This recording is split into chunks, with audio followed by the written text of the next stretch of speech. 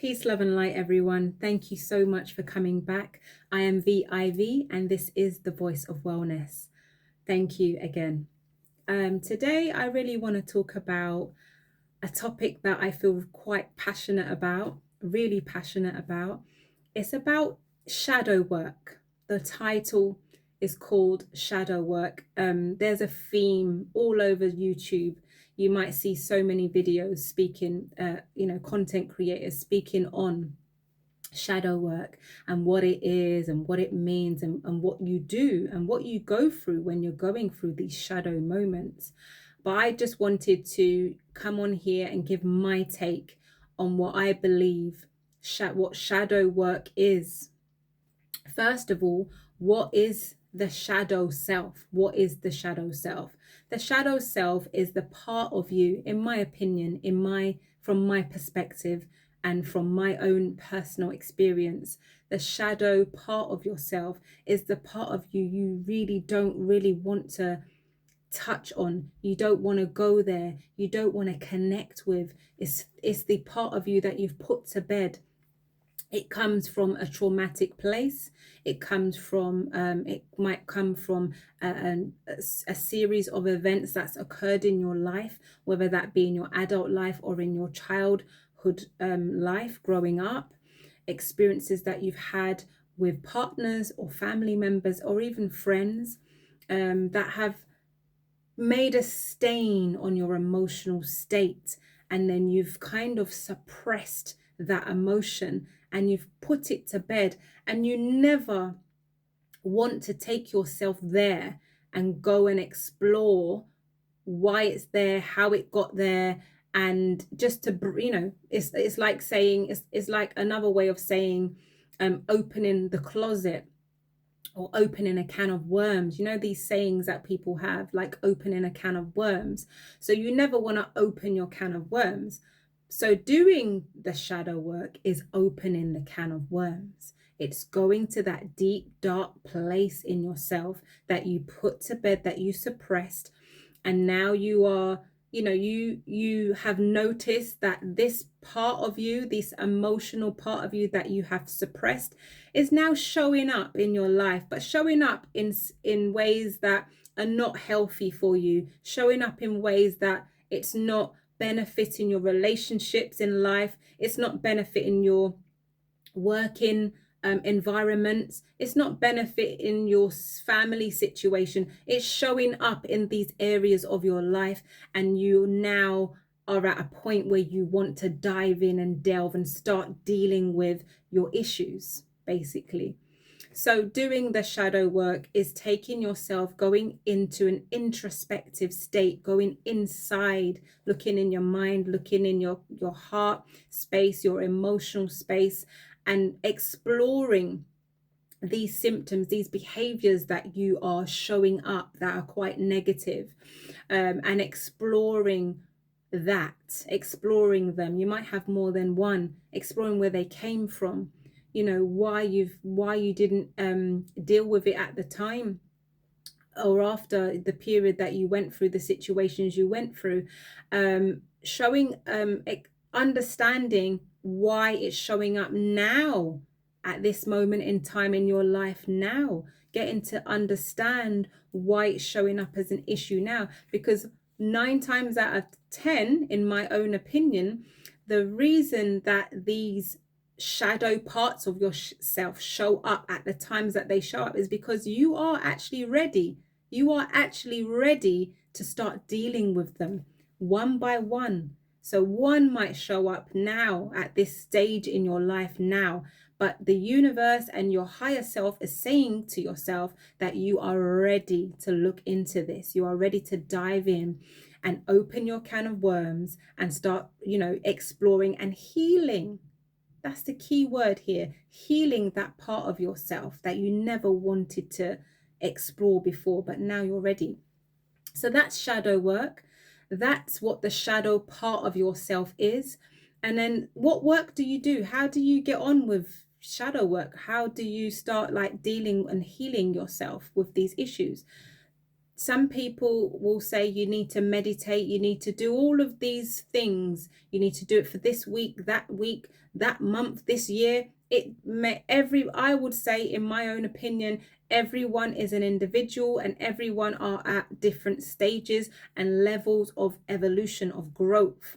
So whoever has come to terms with, how they deal with things, and have mastered the way that they operate, their higher self operates, they've mastered the way that they calculate and analyze situation, that's good for them. That's good for them, but that doesn't work for everybody. It's certainly, the way that my processes have taken place, they have been triggered by other things. So it wasn't necessarily me that wanted to consciously dive in and start exploring my the shadow parts of myself. It was triggered by other external factors. So, just to say that everybody is different, we're all on different paths, we're all we've all got different experiences. So what works for you or has happened for you might not work or will happen for somebody else. But what I will say is that the number one thing I just said was, you will know when you're ready to work on that shadow aspect of yourself, because it will show up. It will show up at the right time, at the time that you are consciously and wholeheartedly ready to, be authentic with that, and be in a realistic state with that, and take ownership of it. Take ownership of that emotion and those behaviors. So what work can you do? What is the work that you actually do? The very fact that you have actually acknowledged that this is a situation that is playing out time and time again in your life, in your relationships, in your working life. The mere fact that you have identified that, wow, this emotion, this mental state, this feeling is an issue. That's the number one thing. Acknowledging the problem is the start of your healing process. You're not willing to live with it anymore. You're not willing to just have it hanging around and lingering in your environments anymore. So that's the number one thing, is to acknowledge it. That's the first and foremost thing. The second thing is to, now you've acknowledged it, now you need to identify, where does it show up and when? Where does this behavior of this shadow part of yourself, where does it show up? When does it show up? Is it when you're in conflict? Is it when somebody gets too close to you? Is it when, I don't know, somebody says they love you?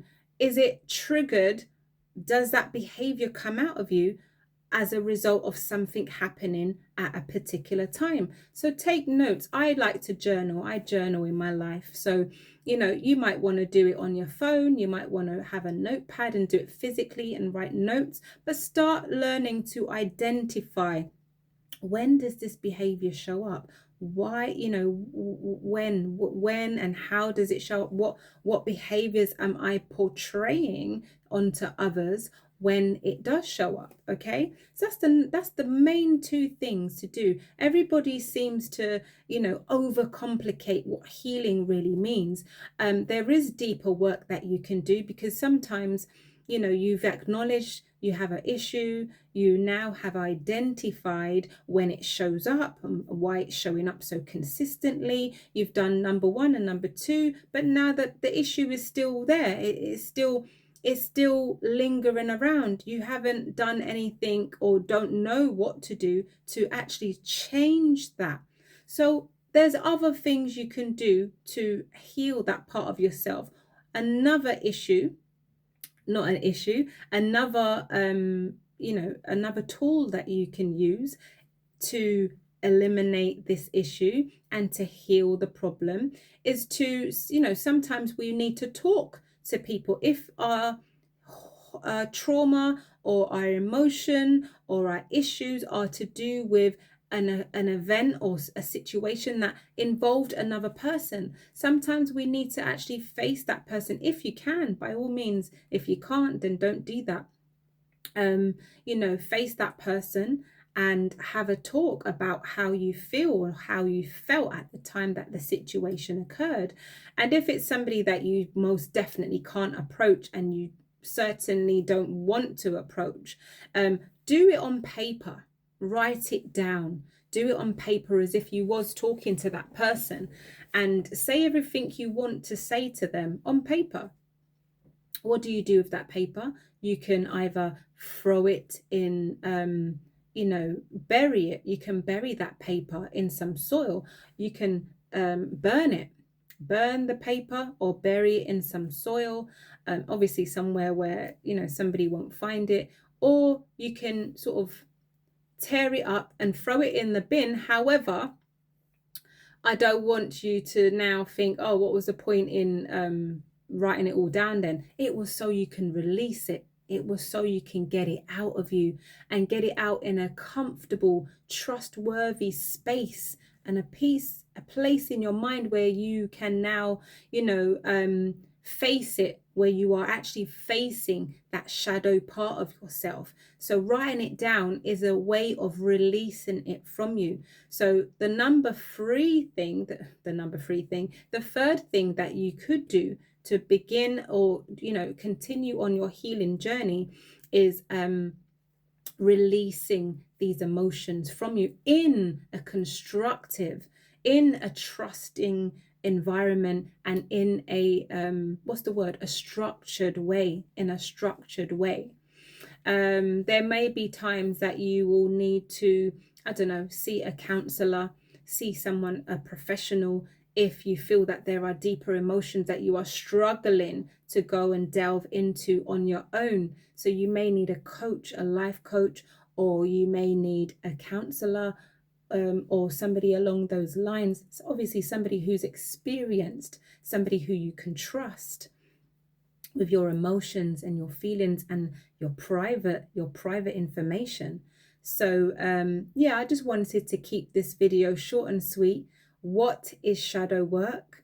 What is the shadow aspects of yourself, and how do we actually go about dealing with our shadow parts of ourselves and healing that?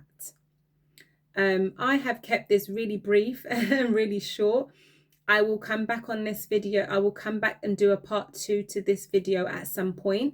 But I like to just give little bite-sized pieces of information, and then hopefully you go off and go into and look into it a bit further for yourself. But I wanted to touch on the subject. I wanted to give my perspective on the subject, and maybe it's time. Maybe you came across this video because it's time to do some shadow work. Peace, love, and light to you all. Take care.